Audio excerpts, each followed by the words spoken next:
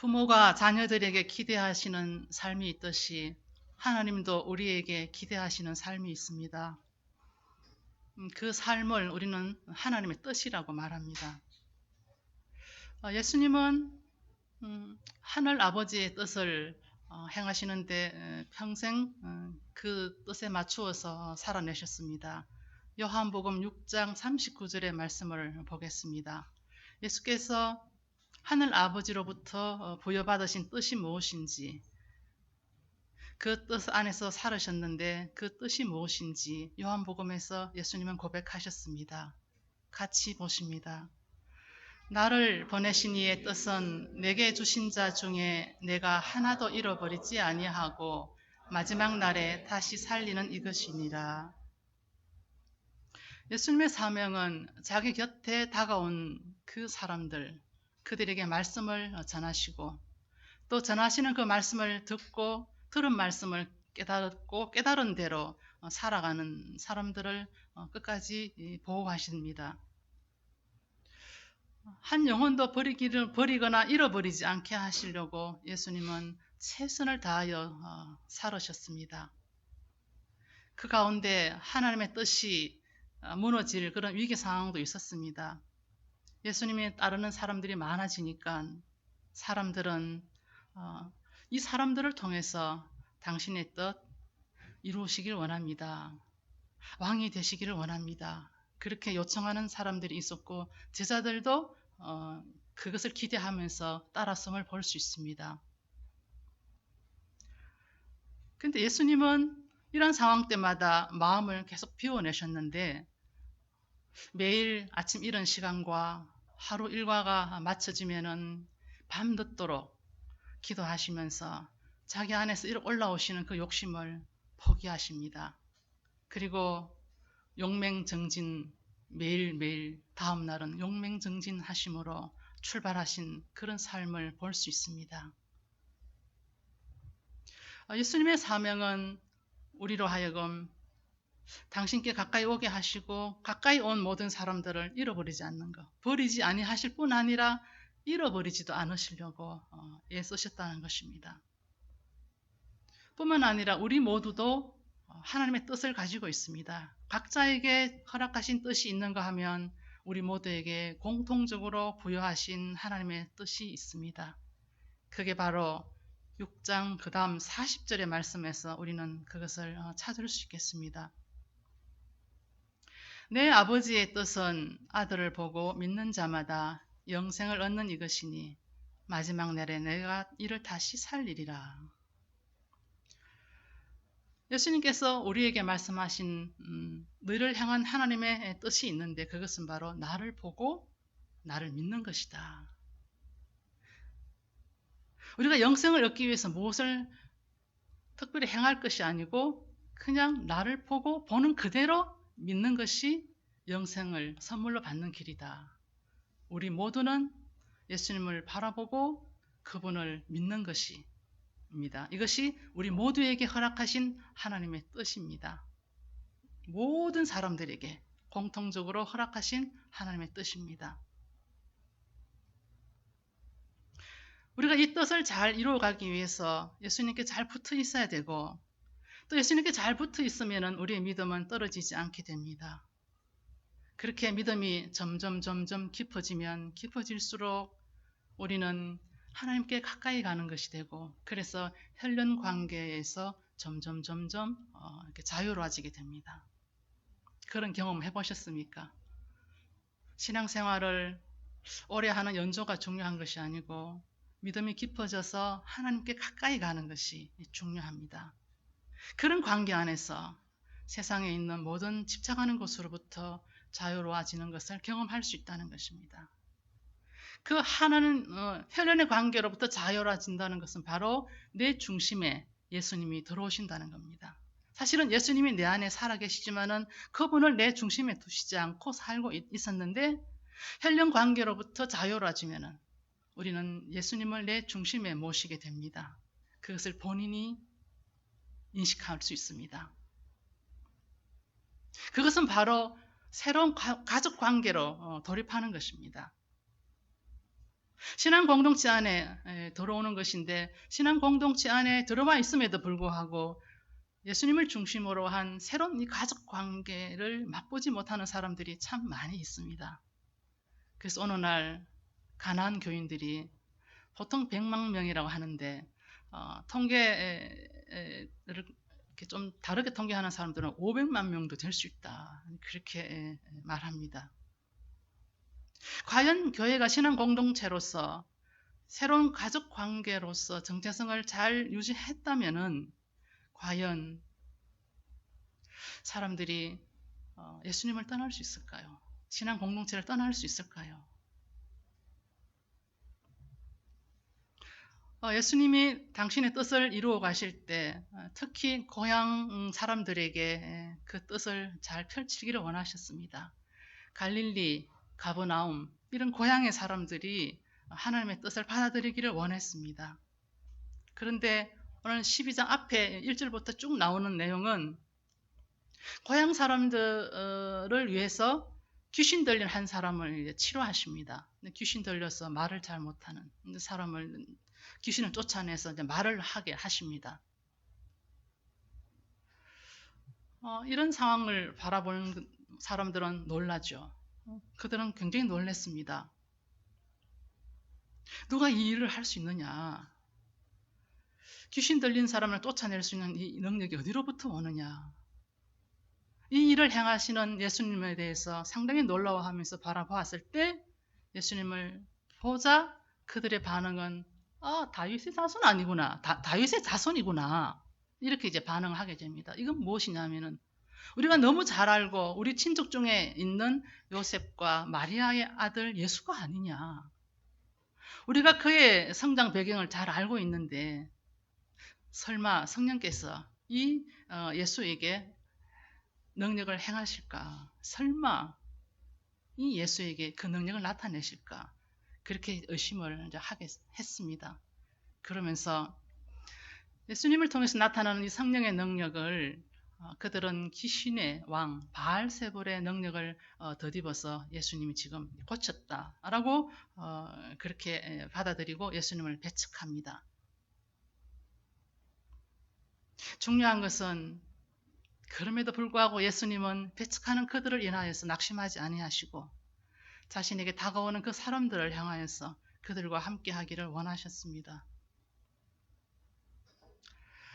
여러분, 우리가 선물로 받은 이 세 가족 공동체, 신앙 공동체를 잘 유지해가는 것, 영적인 관계를 잘 유지하는 것은 우리가 중요합니다. 우리에게 있어서.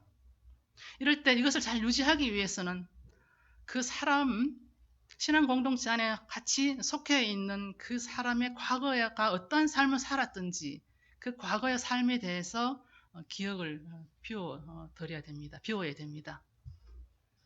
그 사람에 대한 기억을 계속 가지고 있으면은 지금 그 사람이 가지고 있는 새 가족으로서 공동체 일원으로서 이 사람을 있는 그대로 바라보고 인정할 수 없다는 것입니다.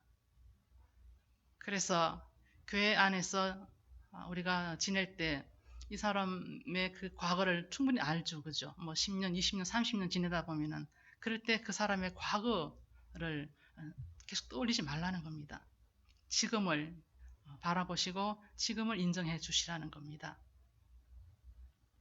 그리고 예수님의 생각이나 예수님의 마음에서 바라보고 느낄 수 있도록 계속 노력하셔야 됩니다. 그 사람의 배경을 보지 말고 그래야만 그 사람 자체에 집중할 수 있고 그 사람 자신의 온전히 마음을 쏟을 때 그 사람 안에 있는 진실을 우리는 알 수 있습니다. 그리고 그 사람을 받아들일 수 있다는 것입니다. 예수님의 가족으로 살아간다는 것, 그것은 예수님의 가족이 된 그 사람의 과거를 잊어주는 것입니다. 그것의 연속선상으로 오늘을 받아들이지 않는 것, 그것이 우리가 살아내야 할 삶이라는 것입니다. 그리고 예수님은 이 하나님의 뜻을 이루어 가시려고 하실 때 어떤 위기를 또 맞게 되시는데 혈연 관계, 즉 떠났던 어머니로부터 예수님은 다시 이제 위기를 맞고 계시는 것을 오늘 볼 수 있습니다. 친족들로부터 배척을 받는 것을 어머니가 아셨습니다. 그리고 이것을 아신 예수님의 어머니의 심정이 어떻겠습니까? 충분히 납득할 수 있습니다. 아들을 몹시 부끄럽게 여겼을 수도 있고 아들에 대해서 화가 나실 수도 있습니다. 보통 우리가 부모가 자식에 대한 기대하는 바는 이런 것이 아닐까 생각합니다. 밖에 나가서 좀 처신을 잘해요. 그죠? 처신을 잘해서 괜찮은 자식으로 이제 인정받고 존중받는 것을 좋아하고 또 자기 안에 있는 능력을 충분히 발휘해서 쭉쭉쭉쭉 뻗어나갈 때 부모는 자녀를 자랑스럽게 여깁니다. 그 아기가 뭐 예진이처럼 작은 아이든 큰 아이든 60대든 상관없이 모든 자녀에 대해서 기대하는 바는 이런 것이 아닐까 생각합니다. 그리고 자녀들도 이 부모님의 기대에 대해서 잘 부응하며 살아갈 때 부모님과 비교적 평화로운 관계를 유지하게 됩니다. 그러나 만약에 부모님의 뜻을 떠나서 하나님의 뜻을 따르고자 할 때 부모님과 자녀들의 관계에는 괴로운 일들이 생기기 시작합니다. 하나님의 뜻을 따르기 시작할 때 가족들을 염려하게 하고 근심스럽게 할 수도 있습니다. 오늘 이 상황처럼. 더 나아가서 아주 구체적으로 직접적으로 분쟁이 일어나고 다툼이 일어나고 미움이 일어나고 결별을 하게 되는 상황이 벌어질 수도 있습니다.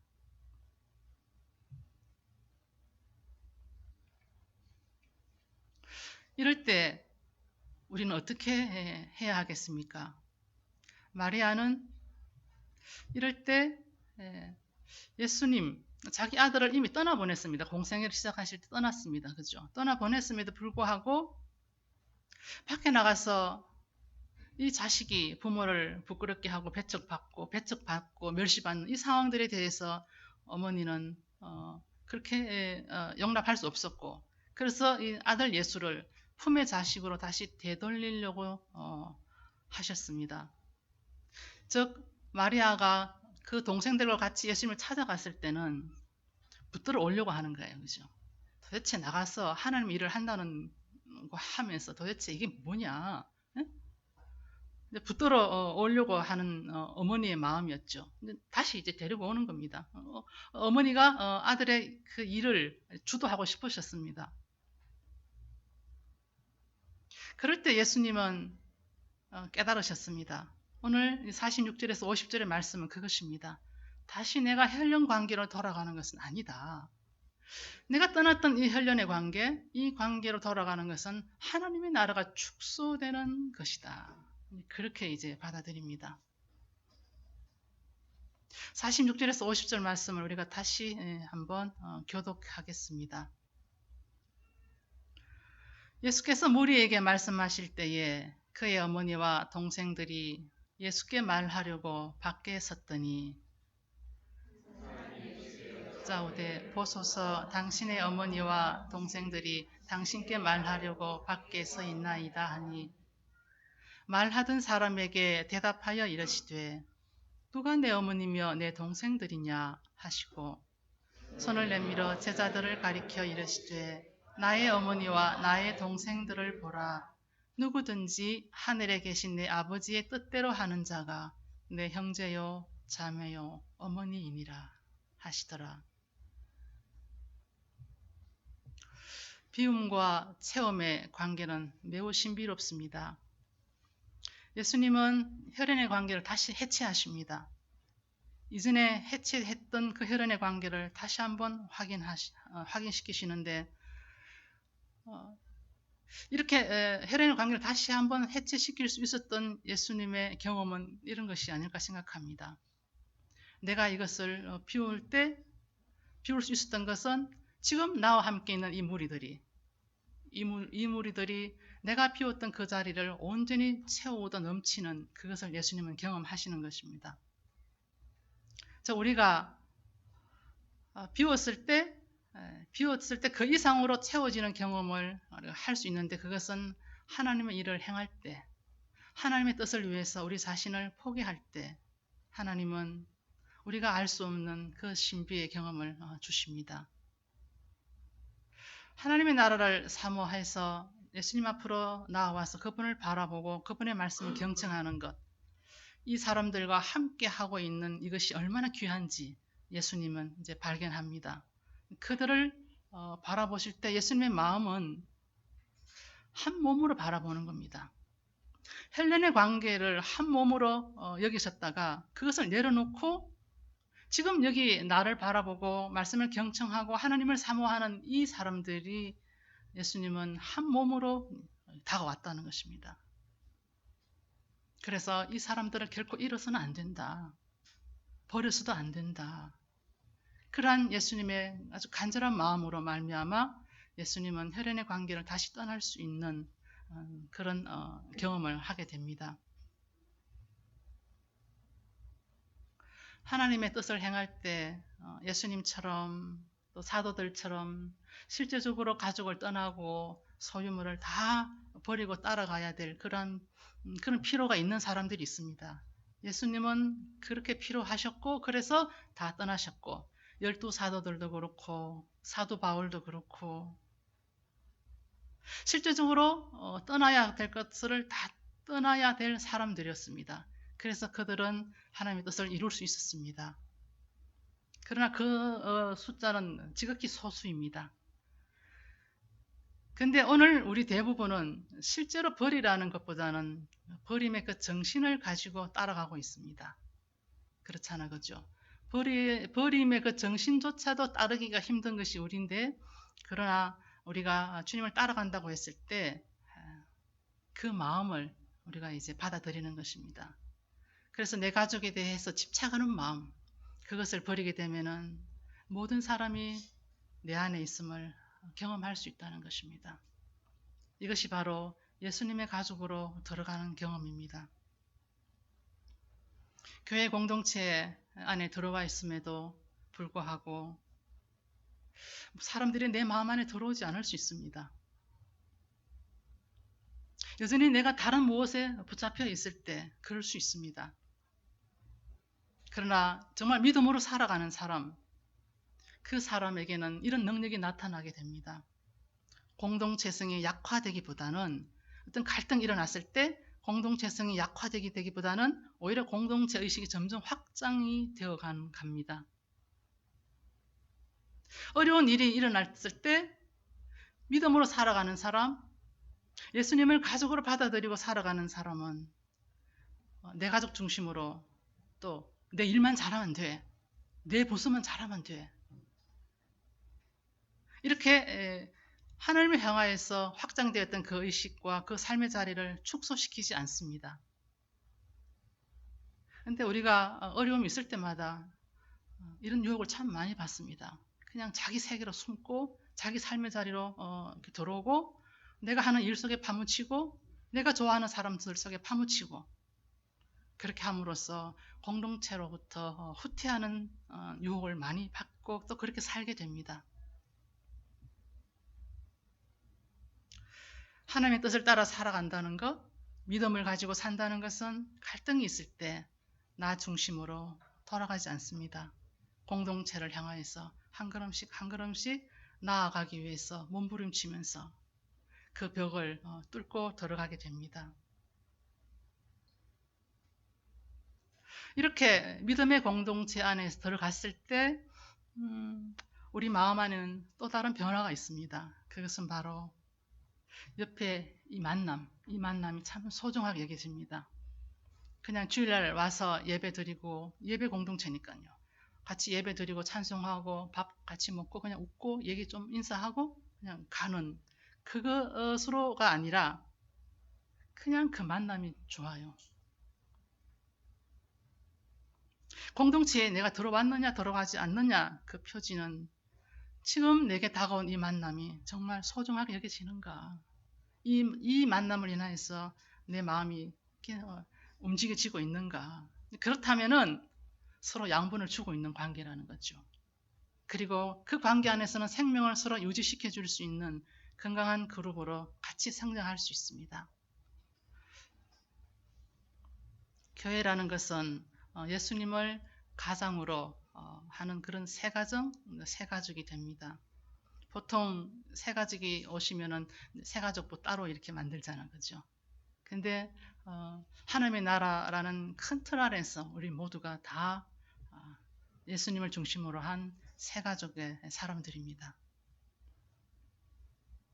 이 새 가족 안에 사는 사람들은 서로 옆에 사람들이 어머니가 되고 아버지가 되고 아들과 딸이 되고 형제 자매가 되는 것입니다. 이게 우리의 정체성이 되는 것이고 이 정체성을 가질 때 우리는 예수님의 가족으로 사는 것입니다. 옆에 사람이 내 어머니요, 내 아버지요. 신앙 공동체를 소중히 여기는 그 사람이 내 형제와 자매요. 이런 고백을 하는 사람은 한 몸이 된 사람입니다. 예수님의 가족으로 살아가는 사람은 그 가족과 한 몸이 되는 겁니다.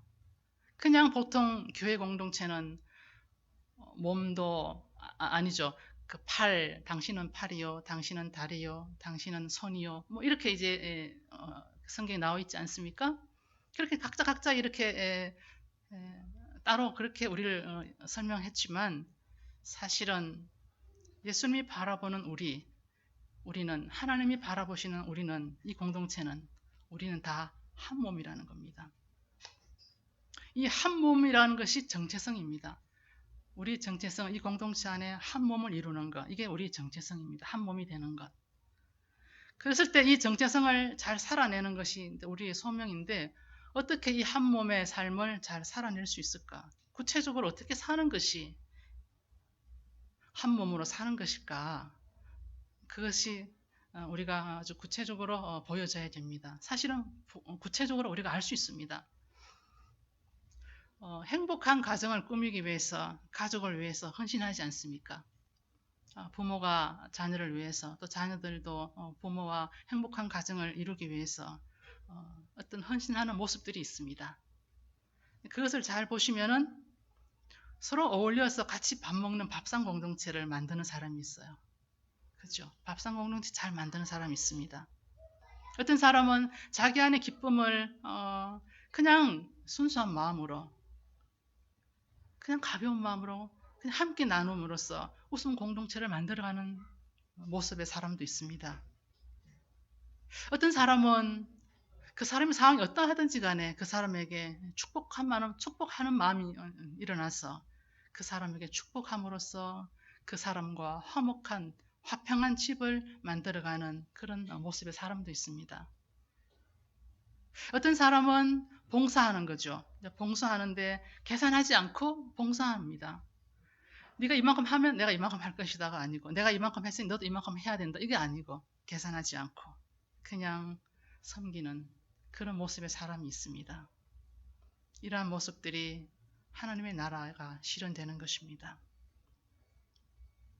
우리 급익 공동체가 하나님의 뜻이 이루어진 그런 하나님의 나라라면 그리고 우리 공동체가 한 몸을 이루고 있다면 우리 각자는 다 밥상 공동체, 웃음 공동체, 화평의 집, 섬김의 집 이런 삶을 다 우리가 지금 살아가게 된다는 것입니다.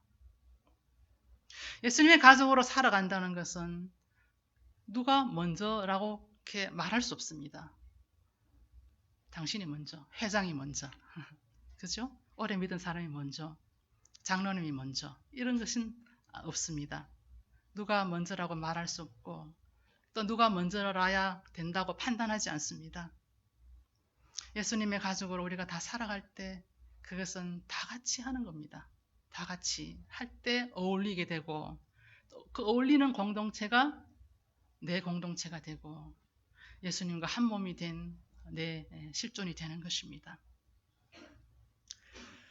이 공동체에 소속되어서 예배하고 또 서로 기쁨을 나누는 우리 이 행복을 위해서 우리가 애써야 하는데 이렇게 애쓸 때 자기 울타리를 넘어갈 수 있습니다. 너무 어렵지 않습니다. 쉽습니다. 자기에게 가장 이렇게 두드러진 모습이 있습니다. 하나님의 나라를 실현해 갈 수 있는 가장 두드러진 어떤 모습이 있습니다. 그것을 붙들고 사시면 예수님을 중심으로 살아가는, 한 몸을 이루어 살아가는 자신이 되는 것입니다. 이 공동체에 계시면서 한 몸이라는 것을 느끼실 수 있는 그런 은혜가 있으시길 바랍니다. 기도하시겠습니다. 잠시 묵상합니다.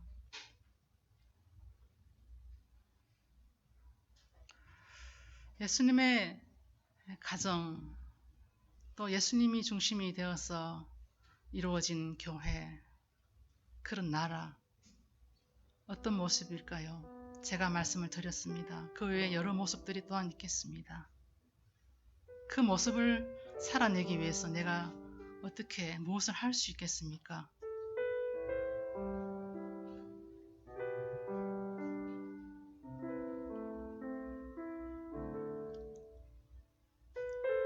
내 삶의 자리를 돌아보시면서, 내 신앙 공동체를 돌아보시면서 내가 한 몸이라는 것을 고백하며 감사하며 또 그 한 몸을 위해서, 한 몸이 되기 위해서 하나님께 청하시며 나아가시겠습니다.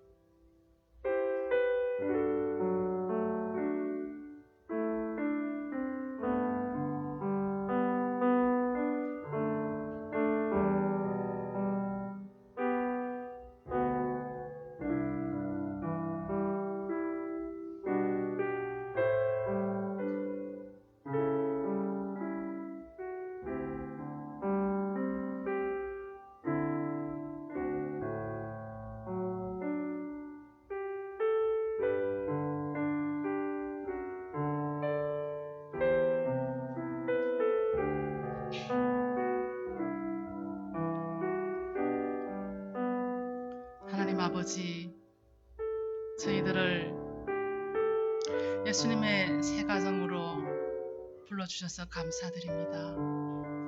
여기 있는 우리 모두가 한 몸 하나이게 하심을 감사드립니다.